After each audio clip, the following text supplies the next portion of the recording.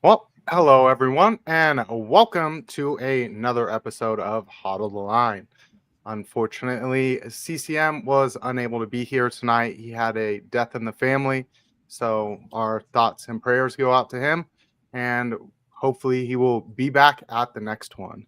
But as you can see, we have a special guest on here tonight. So if you don't know, this is David or Lunar Beaches Crypto. His link is in the chat. If you are not subscribed, you definitely should be. How are you doing tonight, LBC? Doing well, man. Just got off of work about an hour ago. Got home, rushed home, and got ready to hop on here to join you guys. I appreciate y'all having me on, and I'm looking forward to get into tonight's discussion.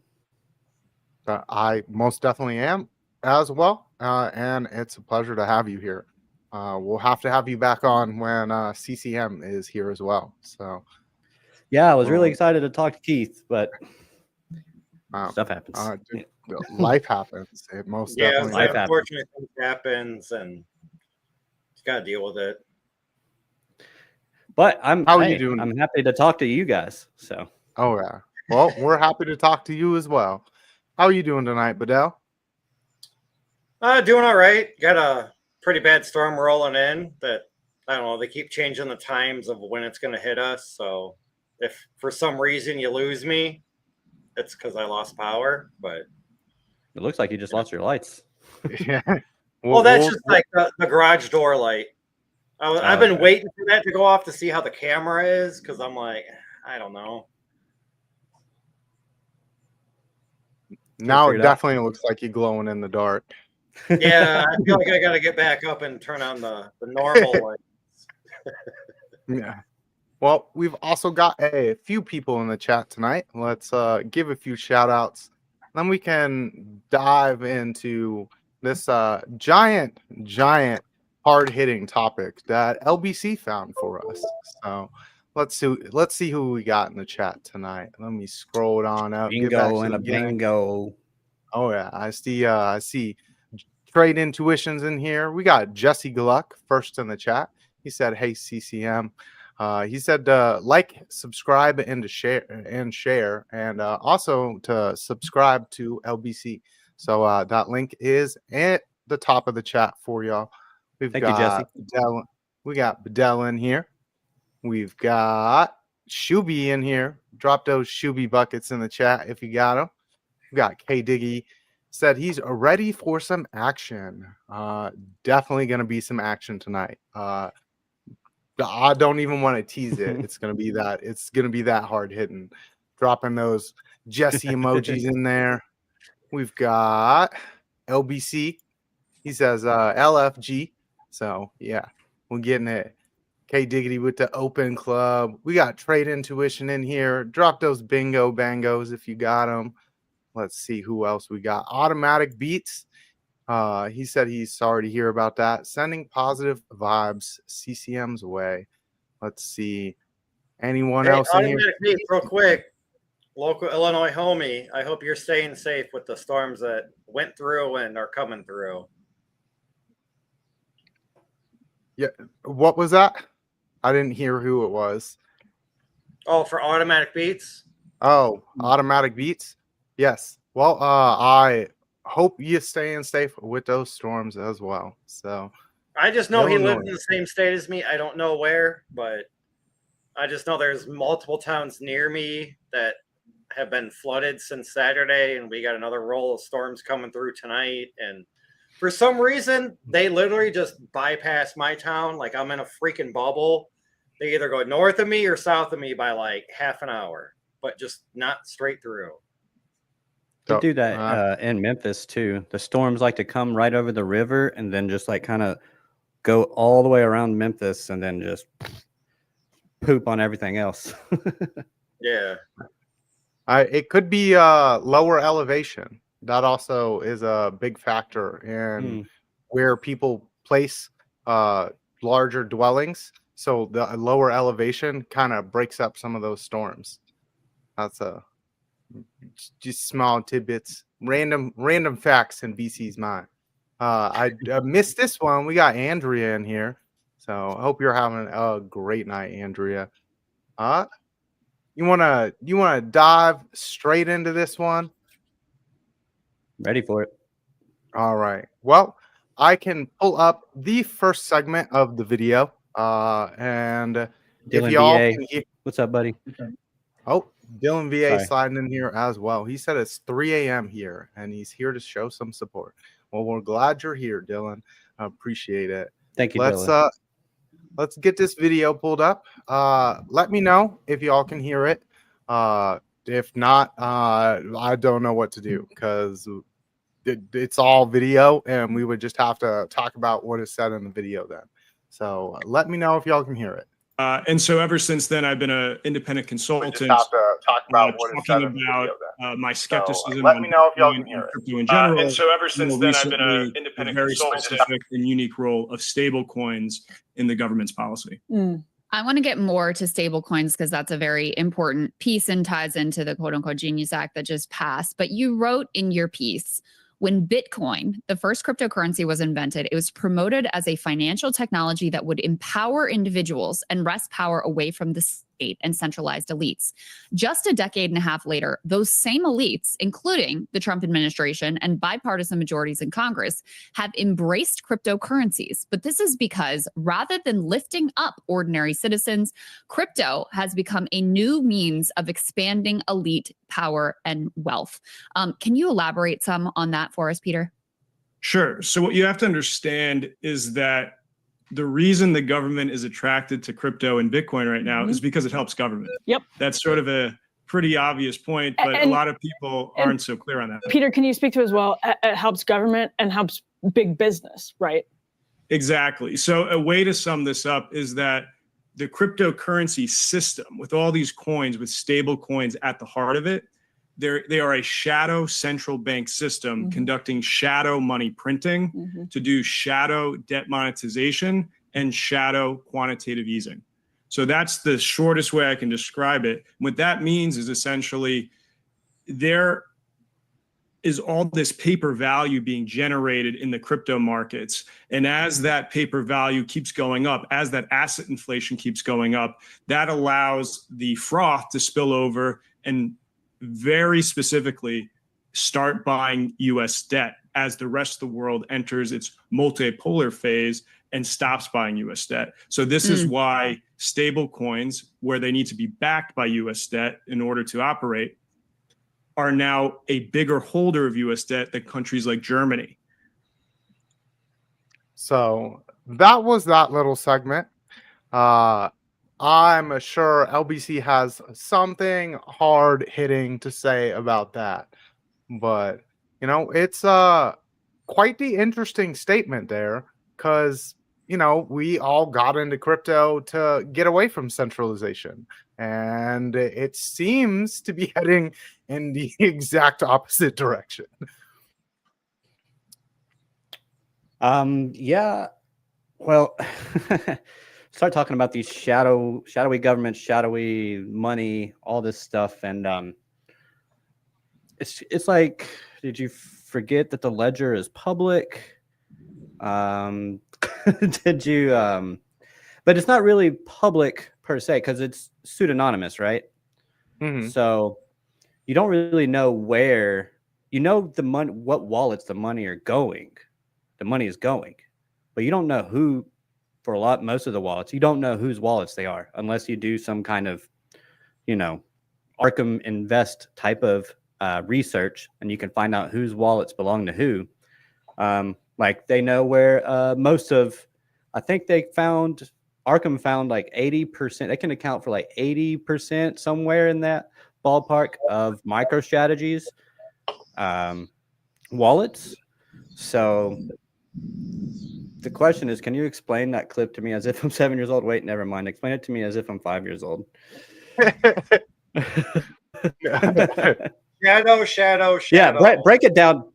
Break it down for us, BC. Break it down for us real quick. So basically, what he's saying there is instead of you exiting a system where it's very open, kind of open, because you don't know what's going on banks' balance sheets.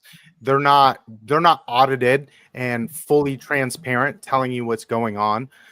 We're entering into a system where there's more transparency, but less openness about who is actually doing what. And at the same time that you're doing that, you're now having massive adoption by the centralized entities that we were escaping from. You have governments who are now leveraging the crypto system to purchase their own debt. So you used to have countries, which we've seen that since the downgrading of the US from a AAA rated to a AA rated, countries are now unable to buy US debt. So that's what he was talking about when all these countries are exiting from buying US debt. Japan sold off a lot of our debt. China sold off a lot of our debt. Germany sold off a lot of our debt. Those were our three biggest debt holders. They are now unable to continue to purchase our debt because our rating has been downgraded. And now these people are using the crypto system. They're pushing forward the Genius Act, which is to have a stable coin in our system that is approved of by the US government, but that is going to be their debt buying mechanism. And they put in there that it's got to be backed 1-to-1, and they've got to show the proof of that. Well, that's just to force them to be able to prove to them that they're actually buying this US debt. And it brings it all into this giant new system where the government is perpetuating the buying of US debt through crypto. So they're essentially getting in, they're basically hijacking the crypto ecosystem by putting US debt into the system that is held by stablecoin issuers, right? Mm-hmm. Is that what you're saying? Yeah. So okay. USDT is backed 1-to-1. That means for every dollar that they have in their system, for every USDT token, there is $1 of US debt held. Mm-hmm. So they are funding crypto through their debt. And they're basically hijacking the whole system. Question.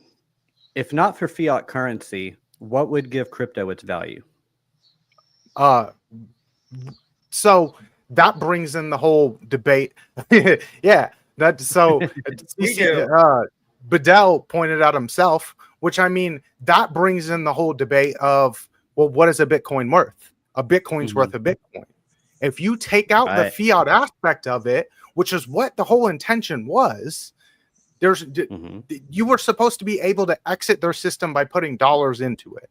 Yes, you get your tokenized version of your dollars, but it's at whatever valuation you give it.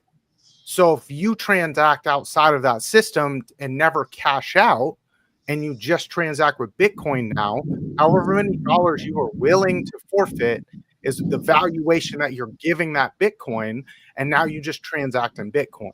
That Bitcoin will forever be worth whatever you say that Bitcoin is, and it's a 1-to-1. If I remember it, Bitcoin is like the people's money. Like, if everybody feels Bitcoin is worth, say, 100,000, nobody's going to buy above that, and nobody's going to sell below that. Then the average price of a Bitcoin is going to be 100K. But your price. What are you pricing it in? See, dollars. And that's where we haven't got to a phase. I don't know if we'll ever get to a phase in my lifetime where we transact in crypto without fiat dollars. Because right now that's what gives you the kind of, that's what gives you a sense of value, is the fiat part of it. It's like this Bitcoin is worth $115,000. So why does the government always suck? It's in their code. Because they're run by people. But yeah, because the policy sucks. That's why. Or the protocol. It's in the code. It's in the code. Code is law. Yep. The code is law. I got sidetracked now. Yeah, go ahead. I'm trying to think of an argument. So I try to play devil's advocate. So it would be nice to get to a point, because the whole point of Bitcoin was to be able to exit the system, one Bitcoin being worth one Bitcoin. Say that I want to buy anything with a Bitcoin. Well, if we just value a Bitcoin at a house, instead of saying Bitcoin is worth $250,000, then your Bitcoin is worth one Bitcoin. But your denotion of it would be in an equivalent asset and not in a fiat price. That's how you start to get out of the system. That's why a lot of people say, you got to start every time you go to the store, you look at a price of something. It's like, get out your phone and calculate that in Bitcoin and just try to get used to prices in Bitcoin. It's going to be volatile, but I mean, eventually you would think that the curve would kind of level out a little bit. Especially if it's sound money, it shouldn't be volatile. So we call it super sound money, but right now, I think this is super early. It's a nascent asset class, like we've never had before. It's not bartering. It's not fiat. It's something completely different. And I think it's going to take a few generations of people being born into that system for people to think in those terms. It might be easier for those of us that are in it day in and day out. But most people are born on fiat, man. So it's just kind of like they price everything in the fiat. So it's just kind of I think that's a really big barrier that we have with crypto. As far as it being a means of transaction or a medium of exchange. But like this whole thing is why Bitcoiners have been so against XRP for the longest time, right? Because of the what? I mean, you're basically gonna say you're gonna say it. It's because they're tied to the banks, right? And it's what were you gonna say? It's not for peer-to-peer with an external asset. It's for peer-to-peer with fiat. And that's my big problem is if I wanted to do peer-to-peer with fiat, I'd just hand you cash dollars. Right. Yeah. And the whole point is to break away from that system. So, but getting back to the video, what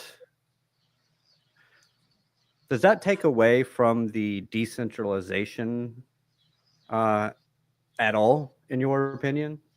Like even just a little bit, and how? I know I'm on as a guest and I'm asking you the questions, but you're the expert.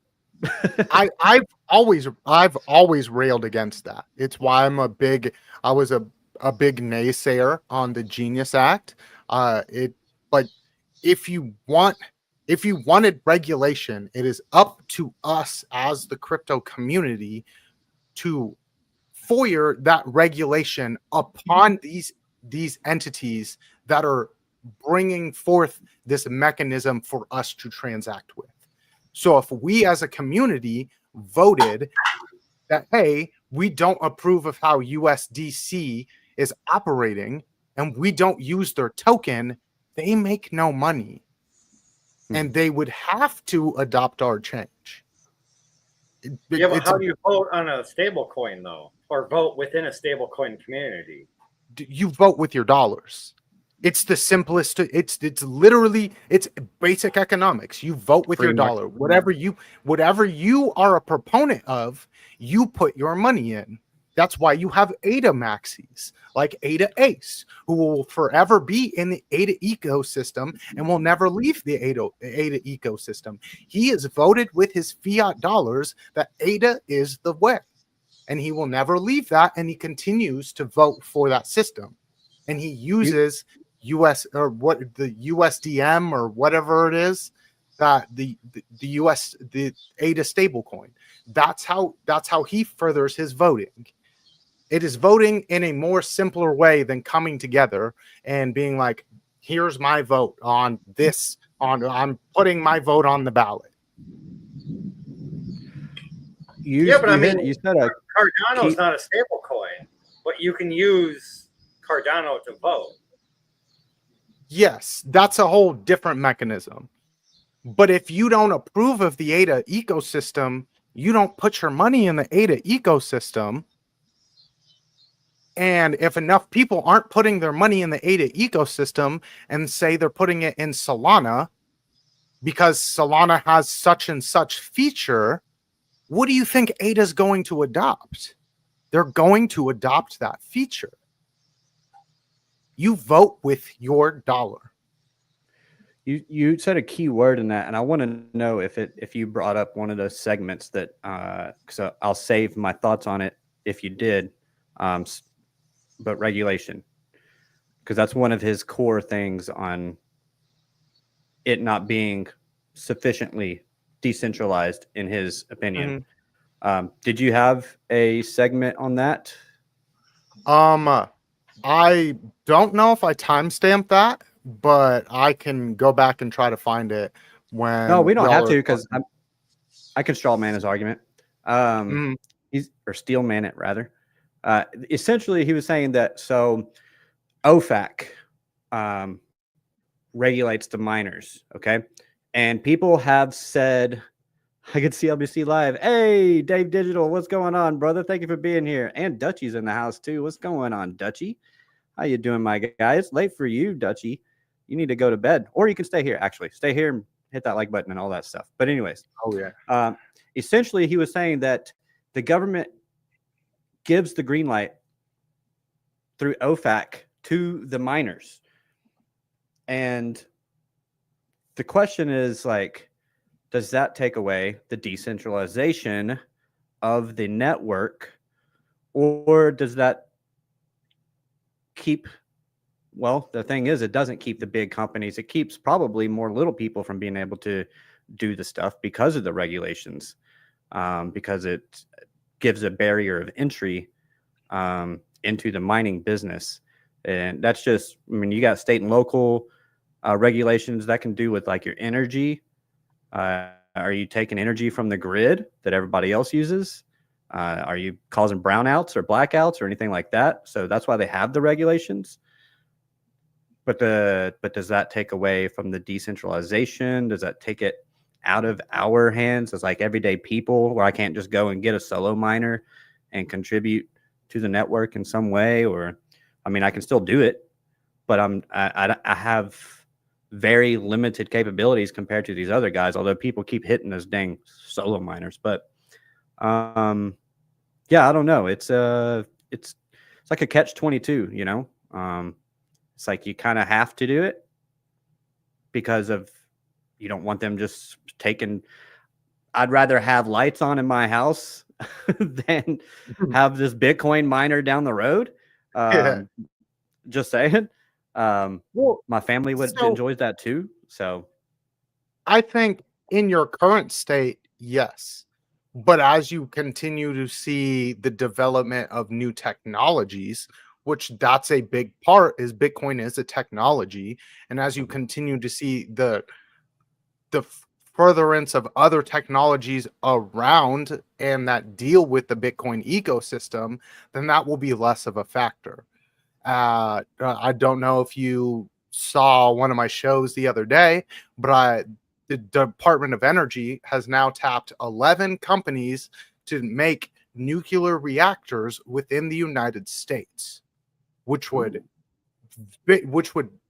be a big portion of providing electricity to the United States. You have places like Ukraine, where one nuclear reactor provided 85% of the power. That's not what you're going to have here. You're going to have redundancies and things like that.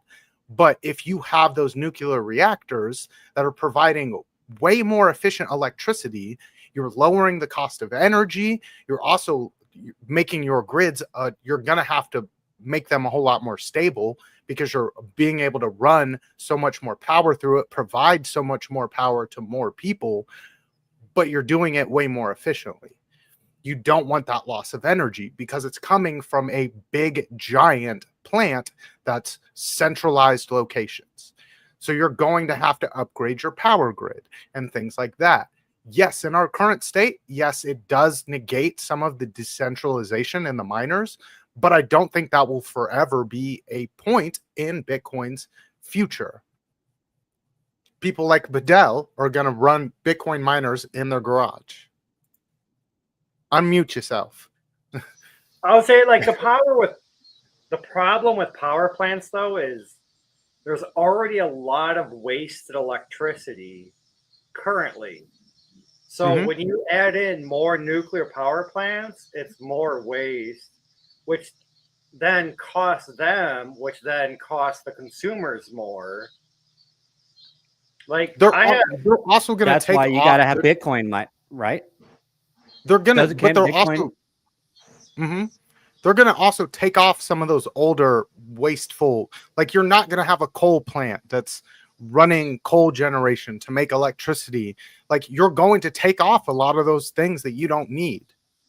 So now I got a nuclear power plant 45 minutes away from my house. I have within an hour and a half, one direction, I've got 1,000 industrial sized windmills, and I'm still at almost 17 cents a kilowatt hour, because there's so much waste and maintenance on all that they have to factor that in. So it's to me, it's not really helping. I mean, maybe strategically placing nuclear power plants would help, but I mean, what state is? I'm sorry, what's that? How old is the plant? I have no idea. 40, 50 years maybe? I don't know. I feel like they're a lot more efficient these days. Well, that would be also be a factor in that. So, like, there's multiple factors in. There's also a Bitcoin mining farm 15 minutes away from that nuclear power plant. Yeah, and they're probably getting an amazing energy deal. So that's how they're. I found that out from a guy that I met in Nashville that came from Germany and knew about that plant. He told me the town. I was like, really, dude? Like, that's 45 minutes from my house. I would have never known. But that's kind of how, like, some mining farms are. Is like, you know, they don't want to make them known to the public.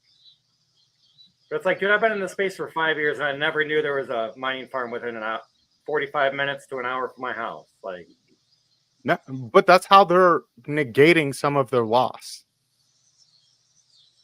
That's how it's done. I mean, that's what I know. Someone that's working with giant companies to negate some of their loss, and that's how they're doing it. And at the end of the day, it's like Bitcoin is energy, is what it comes out to. It's a dual-faceted energy. It is an economic tool for you to transfer your physical labor as a transacting power, but it is also created with energy.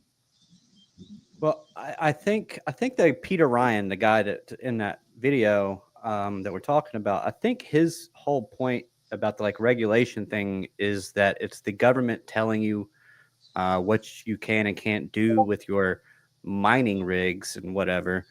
And he's like, so the whole ideology behind Bitcoin is just it's moot. It's all a facade.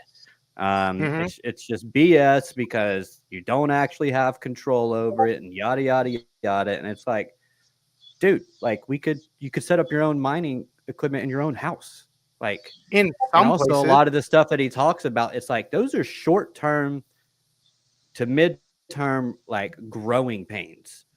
Long term, the code is still the code. Now we'll get into the developer part of it, but yeah. Well, and that's why I brought up it's like if nuclear energy becomes a giant thing, and you have geothermal, which is a giant thing, and you're not having to use wasteful energy, and you can have energy on demand when you need it, then it's like not a big deal. Volcano. Yeah, yep. Like it won't be a big deal, and that's that. Those are those next new age energy sources. We're running a completely new system of transacting in an economy that is not necessarily fully built around that. There's going to be problems, and we're so early. I had a friend come to me. He's an older fellow. He's retired, so, but he was talking about the energy consumption aspect of it, and I was like, look, man, the brick and mortar banking system uses more energy, and there's cryptos that use zero. Like there's even proof of work that's like super efficient. So it's like, LTC. I mean, if you're only looking, and the point of that is just like you get these little cherry picked issues with crypto from both the right and the left, and it's just kind of like, guys, you're just not seeing the whole picture, or something, like where you're not thinking long term how this helps or what have you. You just haven't, like, but the Peter Ryan guy, like, he's been in it.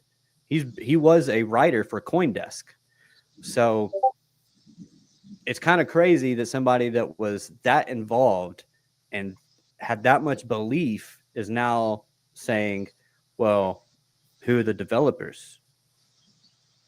He's like, I started asking questions that nobody ever asked and I couldn't get answers to. And so that means obviously it's all a scheme. Instead of go back, look at who the developers were. All of their comments are still all online. It's everywhere. And I'm sure we're going to have to do something where we actually dive in there and we show what these developers are currently talking about, because I guarantee you they're still out there talking in Bitcoin communities about what they want to do with Bitcoin, and it has to be adopted by the 51%. And you will see that as a furtheration of the Bitcoin system. Hey, we need to adopt such and such because of such and such reason. Hey, energy is more efficient. We need to the code's going to adjust to this. So because of this, we need to make our block sizes bigger, which I doubt they'll change the block sizes because we already went through the block wars, but that's where you might see the furtherance of Bitcoin Cash. Like, oh, well, Bitcoin Cash is Bitcoin. It is the same code. It's just there's one change made, but because Bitcoin Cash is more like is easier able to transact in these means, then you would actually see that be the proponent. And then what would happen with Bitcoin? Bitcoin would have to adopt and adjust. Well, it's just like Litecoin. Litecoin, literally the only difference with Litecoin is that it's double the supply, like double the block size. Yep. That's double the block size, and you can mine it using a CPU, which makes it 1,000 times more energy efficient. Like astronomically more energy efficient, which is like negates his whole, it negates his whole argument, where it's like, yes, you're talking about one specific cryptocurrency, but I could literally with my computer right now, I could have 1,000 virtual machines running and all of them mine Litecoin, and it would be done with minimal power use. Like, his argument is null and void for it's one crypto. But crypto is not just one thing. There's a multiple cryptos, and what ecosystem do you want to be involved in? Did you see what K Diggity said? He said, "I love BC when he gets all worked up." and then he said he needs to bring this energy to the morning show.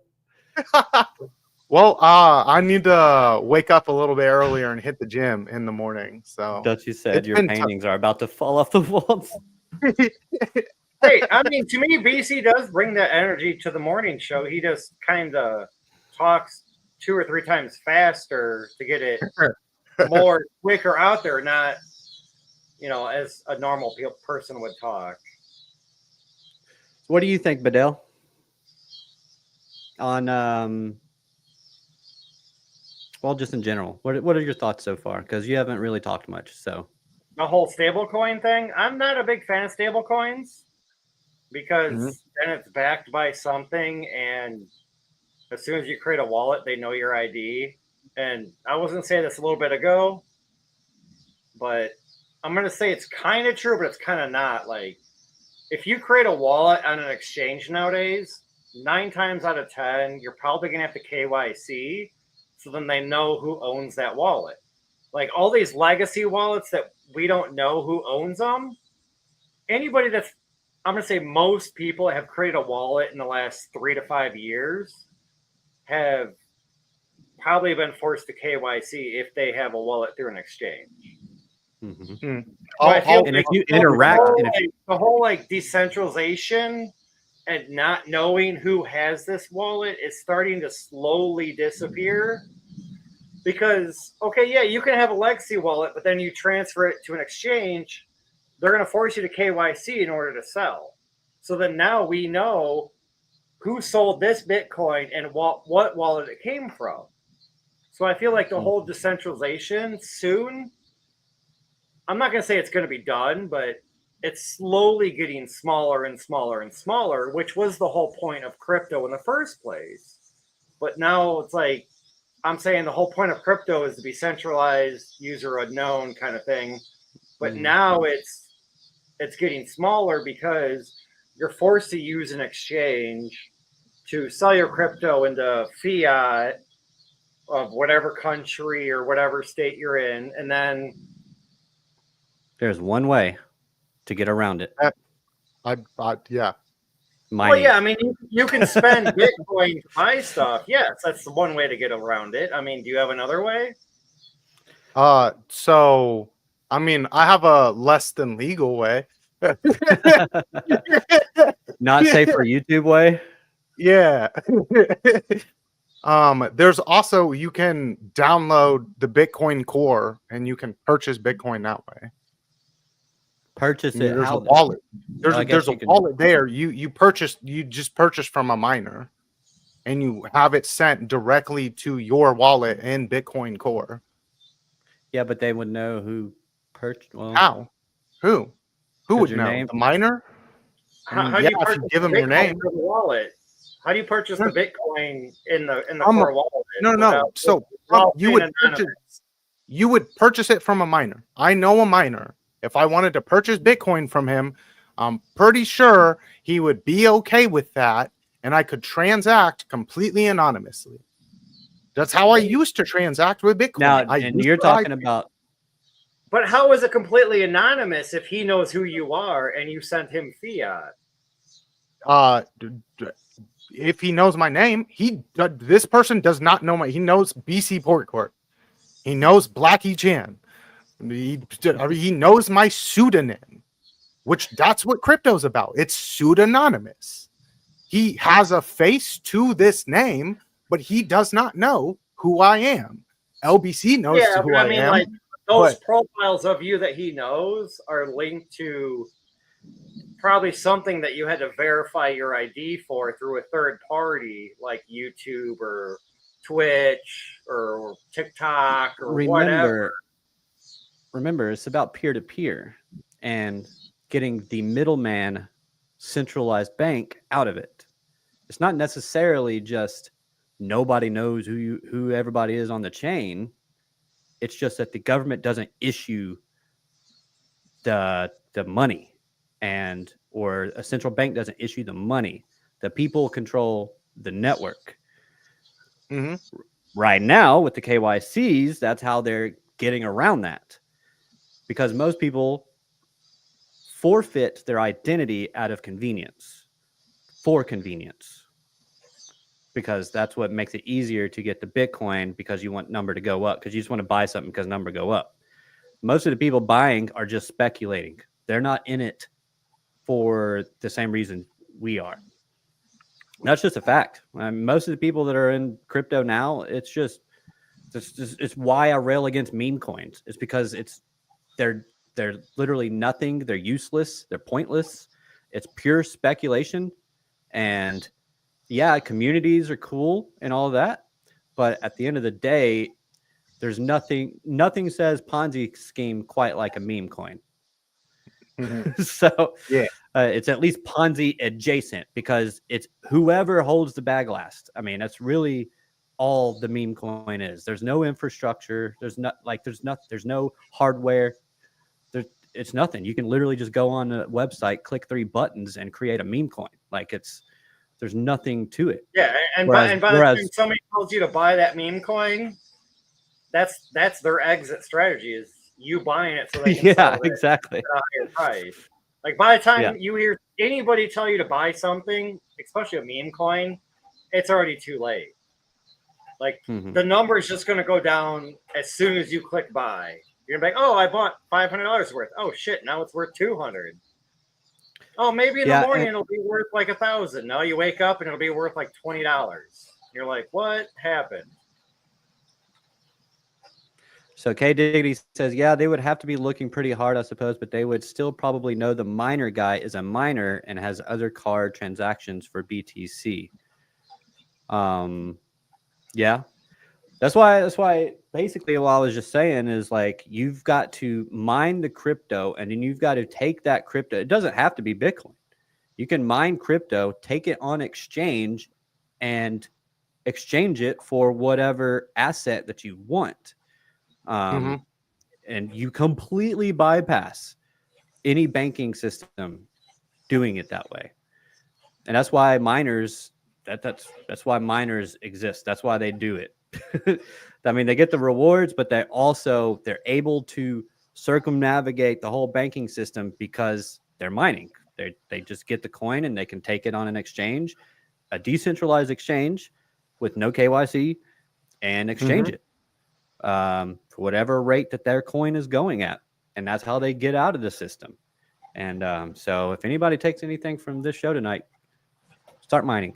I know it's difficult, but I know we're using up all of our energy, but I don't know. Free market's got to win, and we got to all start. Oh, sorry. I've got to get this because this is another part of trust and decentralization. Let me just write it down so I don't forget. But like the hardware, like you have to trust the hardware. You have to trust who makes it, like Ledger, like the Ledger wallets. You have to, like, how do you know that it's legit? I mean, I know somebody like you might be able to break it open and take a look at it or look at its code or whatever. I don't know how I don't know how it works. I don't know how they encrypt stuff on this little device, right? So I have to trust the people that make that and that's why they say buy directly from the manufacturer. Do not buy your wallets from a third party. Do not buy your wallets from Amazon. Go directly to the manufacturer. But then we just find out that Ledger put in a back door. That's why I made my own hardware wallet. So you can make your own. Yeah, it's not that hard. What is it? SegWit? You can have like a separate hard drive that you install the Bitcoin Core wallet to. You get the address, and then you unplug it from your computer and you throw it in your safe. And you can send your Bitcoin all to that address. And then the only thing you're going to have is when you plug in that hard drive, whenever you decide to check or sell, you have to resync, which, depending on how long you have it unplugged, could take quite a while or it could be a little while. But so you have to put it on a hard drive. Yeah. But I mean, that's what they're doing. That's all they're doing with the hardware wallet. They're taking a small hardware, a small HHD, or now some, like, there's some SSDs out there, but it is a hard drive. It is a very small, compact hard drive with a program on it. They have now gotten more expansive with it. It now has like all 200 some odd cryptos on there, depending on which one you want. But like, you can do that all yourself. You just download that specific one. Like if I wanted ADA on my hardware wallet, I just go download an ADA hardware wallet, and then put it on a hard drive, and then I unplug it. And then anytime I want to access it, I plug my hard drive back in. That's all a hardware wallet is. Kind of two questions about that. Say you have an old 64 gig hard drive that had a Bitcoin wallet on it, say 10 years ago. Now you have to download all the new core wallets, which is going to be, say, 200 gigs, which isn't enough space for your wallet or for your hard drive. So then how do you go about that? I mean, I know people say, oh, we'll just clone the hard drive to a bigger hard drive, but cloning doesn't always work on hard drives all that well. Yeah. So, I mean, there is that aspect, but you wouldn't have to download core. You could just download a Bitcoin specific wallet.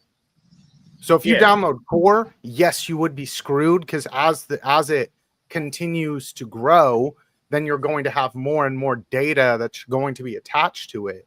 But I go with core, but I've got a terabyte, so it doesn't matter. Like I've had a terabyte forever. But I mean, if you held that wallet for, say, the next 30 years, and you go to update it, and it's more than a terabyte, then what do you do? Or are you just screwed? You're talking about a 1 megabyte block, though. I know, because my other question is like, say, what is the size of the Bitcoin core wallet as of, the last 6 months, maybe a year, and then how often does it grow? Because I mean, maybe 128 gigs enough. Maybe you need a terabyte. I mean, I don't remember. Let's see. Last I checked a few years ago, I want to say it was like 70 or 80 gigs. But so I just asked ChatGPT. I was like, how long would Bitcoin have to be around for it to have a terabyte worth of data? So on an average, it grows by 1 to 1.5 megabytes per block, 144 blocks per day, 50 to 70 gigabytes per year. The time to reach a terabyte would be in 2032. But you don't need the Bitcoin core, because Techman Ty said just do a paper wallet and laminate it. So what is a paper wallet? How much can you store on a paper wallet? How does that even work? Because I know you hear of stories like Ukrainian refugees, let's say. You hear of them, they get displaced, and one of the ways while they travel that they keep from getting pickpocketed or whatever is that a lot of them put their money in Bitcoin, and they just remember their and they just remember their seed phrase. So what's it take? How do you find the wallet if all you need is, because I've heard all you need is your seed phrase, but I don't think that's how do you know? Well, I guess all you got to do is type in your seed phrase and that's it, and it knows that it's your wallet, I guess. Yeah. So like if you memorize your seed phrase, then you're able to access it through, again, you're bringing it forward to whatever new platform you're on. So as long as you have enough hard drive space, though. But the hardware, the wallet, hardware. But okay, so the storage amount is only tied to however many you have.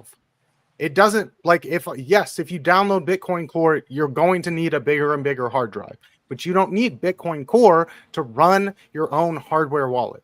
You just need a Bitcoin wallet. Bitcoin Core has a wallet tied to it.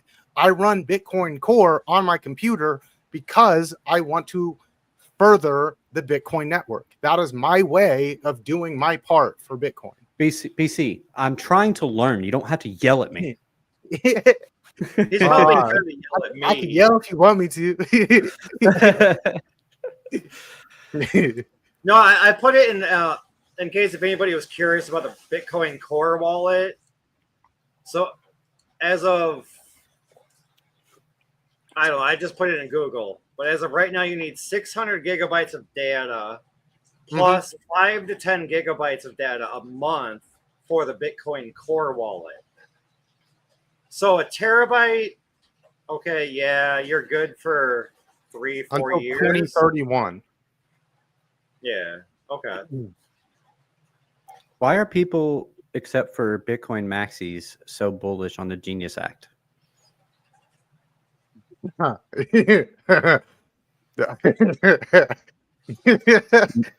More debt? Yeah, basically. Well, here, I mean, I'll just put it up there. Because This number was- go up?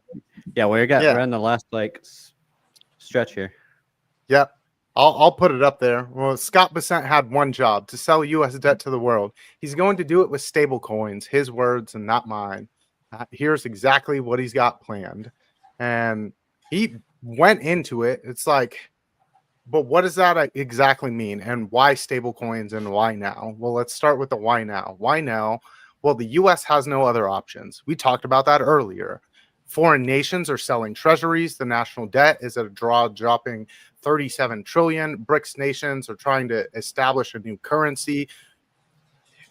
It's clear that foreign governments want to be freed from their dollar shackles, but just because governments don't want the dollar doesn't mean their citizens don't. In fact, most people around the world want dollars really badly. But why? Because even though dollars aren't a great asset to hold, other fiat currencies are worse. Argentina, for example, has an entire underground market where people exchange dollars just to keep away from their falling Argentine peso. And it keeps going down a whole giant explanation. But I got two questions about selling the U.S. debt. For one, is it pennies on the dollar, like an average debt collector buys their other person's debt? No. So you buy a treasury bond. It's $1.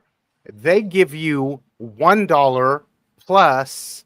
Let's see what the current exchange rate is right now. I can pull it up on TradingView.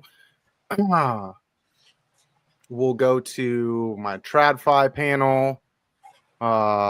If you go and you go buy $1, or you go buy $1, you want to hold it for 3 months, they will pay you 4.23% interest. If you hold it for a year, they'll pay you 3.93%. If you hold it for 2 years, they pay you 3.76% interest. So that's that interest rate everyone talks about. So it's not it is 1-to-1, as they'll give you $1 plus whatever of the interest rate is, but your dollar's devalued at the same time. Right, but I mean that just makes us further into debt, though, right? Because now we're selling our debt dollar for dollar, but then we're paying interest on our debt. For whoever holds it the longest, they get the higher interest, but we're still paying interest on our debt. Yeah, because the government. But yet our debt numbers are never dwindling. So why are we even selling the debt? Like, why can't we just go back to print our own money? You know, like the last. I think the government debt and that whole thing, I think it's all a red herring. But anyways, y'all go on. Yeah, no, I understand. Because when you're the world reserve currency, it doesn't, like, I mean, yeah, they can take it, like, who people still want dollars. Like, it doesn't even matter, like, yet.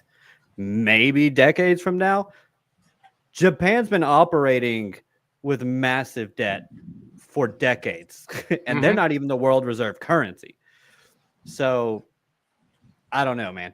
There's so many dollars in the system, in the global economy, that the 37 trillion is just like, I mean, at this point, we're just kind of like, what do you want to pay for this? Does that, okay, you want to pay this for that? Okay, what can I use what you gave me to go and buy? That's all people care about. What is the medium of exchange? What can I do with this? And what can I buy with it? If I work for you and I get some, I get paid in whatever, in a dollar, what am I getting in return for that? Like, it's all about transactions. It's all about bartering, and the debt is just, I don't know, man. It to me, it just seems like a red herring, like, because they're never going to solve it. You can't solve that. I mean, like, they did. You can't pay it down. Before.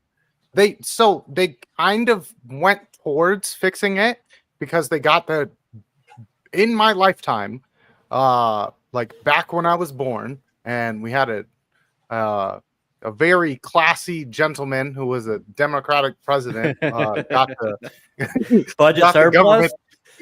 Got the government to run on not a deficit, 300 billion. But like, I mean, how quickly can you pay off? But it doesn't matter as long as you can pay something towards it. That's what matters. That's what matters. You know why? Because governments outlive humans. Yep. That's why nobody cares. Because as long as we still have an economy and we can still keep churning out, productivity and any of that stuff, we're gonna be. They'll just keep it going because there's nothing to stop it other than literally a war. Pretty much. But I mean, eventually it's all gonna eventually all that's gonna end, and you know what, as long as the internet still exists, Bitcoin will still be around. That's right. Woot. But if anybody goes to war with America, we may not have internet anymore. Yeah. I mean, Starlink. Well, yeah, I mean, we do have satellites. We do have Starlink. Yeah, we can do all that. I mean, yeah, there's always a way. If you have your own way to produce your own power, though, too, right? That too, yeah. Mm-hmm. I mean, if there's no power, there's no internet, right? So, I mean, I will hop on the hamster wheel to power my computer. Don't play. Don't play. I'll be running on my little hamster wheel, playing my little solo person video game. Like, we will still get it done. Where there's the will, there's the way. I thought about inventing something like that, like probably 15, 20 years ago, like an exercise bike that produces power that would like power your TV so you can watch TV. And as long as you keep exercising, it would power the TV. And then like a few years later, there was a company already came out with it. I'm like, but then I don't even know if that company is around anymore. Because I'm like, oh, that's such a great idea. Nobody wants to do that. Dude, nobody wants to do that. Well, I mean, to me, it was more or less designed for like kids. Like my kids woke up yesterday at 3:30 in the morning after 3.5 to 4 hours of sleep, and they went home at 5:30, and they never took a nap, and they never stopped running around. And I'm like, where is all this energy? And I'm like, put them on a little bicycle. I mean, they'll come out here and ride bikes up and down the driveway all day long, and I'm like, put them on a bicycle, create some electricity, let's go. Damn right. But the problem is they're not moving, so then they don't see the thing. But I mean, if you put a screen up there in front of them, and like, what was that company? There was that company that went bankrupt, where it had like the screen around you, and you could like pedal and lean, and like you were doing like a 4K marathon on a pedal bike in your living room. I was gonna say just put on some Blippy, and my kid will be just fine. He'll just. Oh yeah, I mean, yeah. I mean, they were over Blippy like 2 years ago, but then they started. The 5-year-old kept wanting to watch Blippy, and I'm like, here's the remote. Here's how you do it. I mean, I already know you know you can do it but I'm just gonna reteach you how to do it. And then first thing she turns on is Blippy. So it's like I'm not gonna sit there for 10 minutes and go, okay. And she tells me to go down. I go down. Okay, right. And then she's like telling me what to do, and I'm like, here, just do it your darn self. Like, no, not that one. Well, you're not telling me which one. Exactly. That's why I'm like, here, I'll show you how to use the remote. You can pick your own channel. Oh man, I'm about to have another one. Oof. on that note. So, Yeah. did we solve it? This guy's problem. I think we're gonna have to come back and do some more solving of it with CCM, Yes, I agree. because there was still a few more things I wanted to hit on. But I think that would be like a 3-hour episode if we hit on the other two aspects. Yeah, especially with me over here playing devil's advocate. So, yeah, because I mean, I think it's good. I think it's good, a good intellectual exercise. It's good to think about these things. A lot of people have questions like that, or about the centralization, like, because they hear, they'll watch that show and they will think, okay, this is, so for those that don't know, that's a show called Breaking Points. It's hosted by Sauger and Jetty and Crystal Ball. I don't watch it. But it did show up in my algorithm. That's why I shared it, because it said dire warning. This guy has a dire warning about a crypto collapse or something. And so I was like, okay, let me listen to it. So then he just started talking about, all the issues that he had with the industry. And I was like, oh, this might be good for a topic. And what can we do to either dispel that or help further educate people with crypto and Bitcoin? And I think we hit on a lot of stuff tonight that would help people out. And we got to have BC rant for an hour, which chat absolutely loves apparently. And Honestly, the chat's going wild about the BC rant. I love it. We haven't gotten into meme coins. I can rant too, but but yeah, you got to give the people what they want. Blood sports. But my whole main point is just like, you can't just get stuck in your own bubble. You can't just be.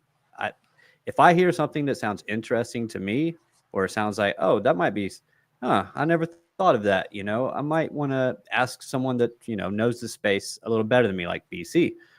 So I want to bring this to his attention and see if he can explain it. Or and am I going to trust ChatGPT, or am I going to trust BC? I don't know. That's do we trust robots or do we trust humans? Which one? It's the same thing at this point. I was going to say, I mean, no offense to BC, but a lot of things that we talk about in chat, he's like, oh, let me ChatGPT that. And I'm like, oh, so I could ask ChatGPT the same thing, but Well, but did you? No, I didn't. I'm sorry. I gotta lean in just to hear you guys, because the rain outside is so loud and thunder so loud that I can hear it. Okay. I did put in private chat. I'm like, if you need me to mute, let me know, because I don't want the whole. I mean, I could probably only hear it because I've got headphones on. That's probably the only reason. I can just faintly hear it. But it's cool. As a guy, it makes you want to go to the bathroom every like 5 minutes. Yeah. Well, I could not hear the rain, but I guess it is, like I said, about that time headphones to wind it on down.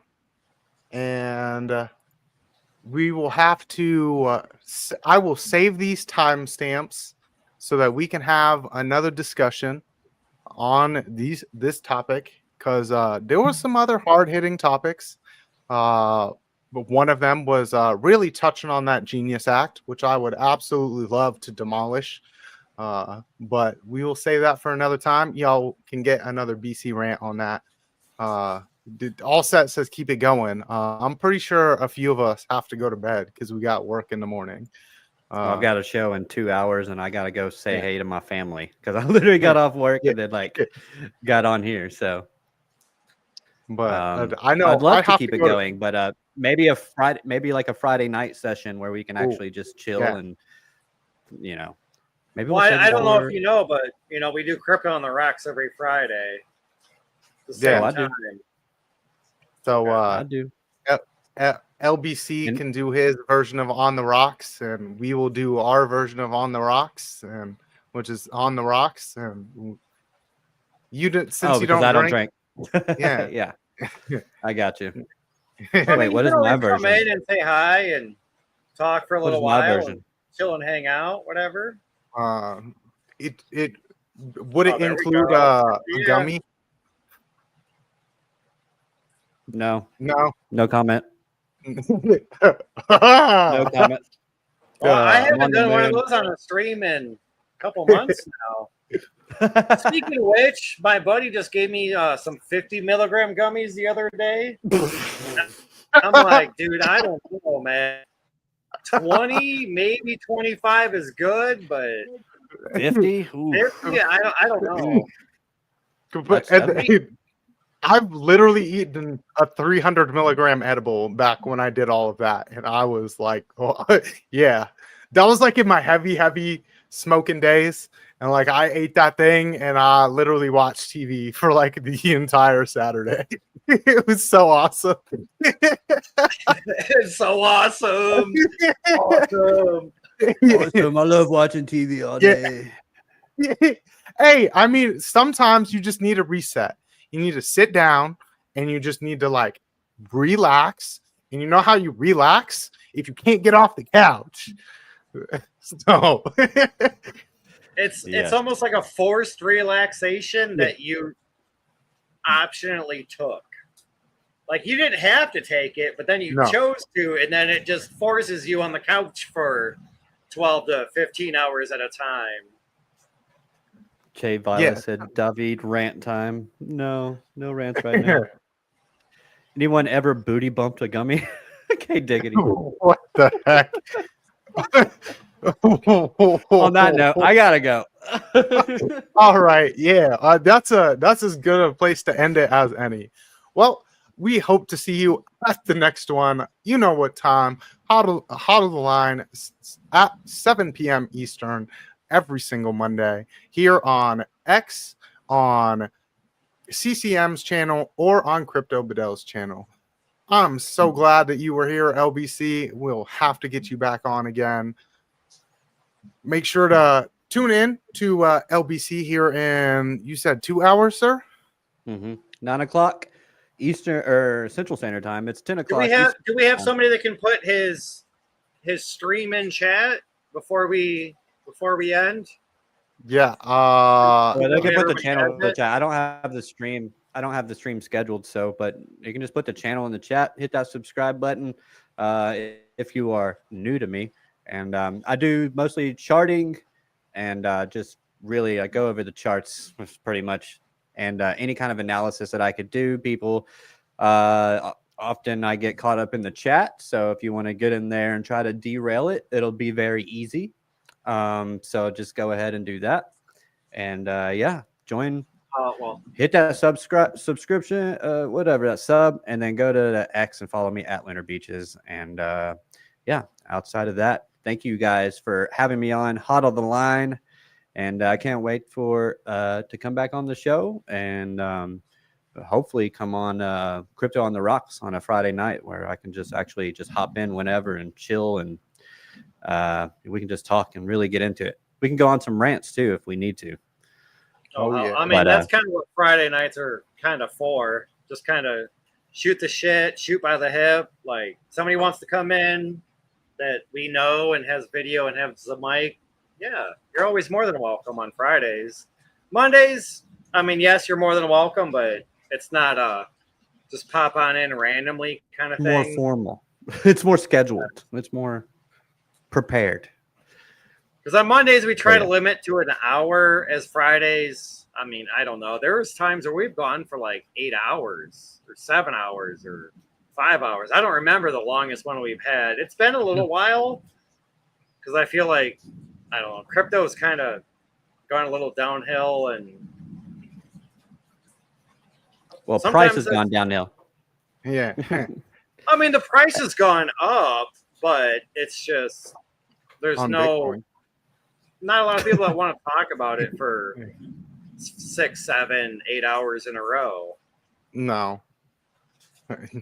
You can't get a 24-hour crypto stream like that. Because because of why it's what I said earlier, because it's mostly speculation. Nobody's here or a lot of people aren't here for the actual ideology behind it, or philosophy. So anyways, thanks guys. Jimmy did say about 5 hours, so I still feel 5 hours on a Friday night drinking and having fun. It's still a long time. Especially because most people work during the day, and it's like, geez. I've never made it through a whole crypto on the rocks, so there's that. Well, but you also do get up earlier than most of us. Yeah. But That's true. on that note, everyone, have a great day. We will see you at the next one. Peace out.